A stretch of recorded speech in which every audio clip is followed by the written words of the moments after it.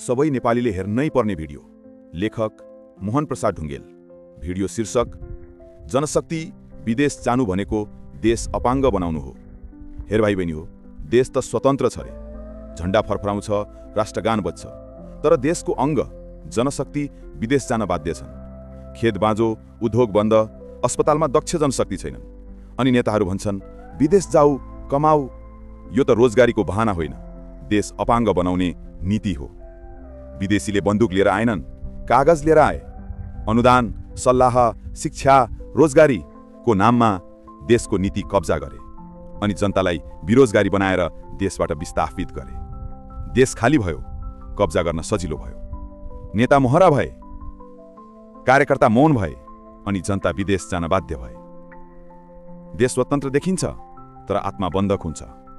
जनशक्ति विदेश जानु भनेको देशको मेरुदण्ड पलायन हुनु हो। अब समय आयो, झोला होइन चेतना बोक्ने।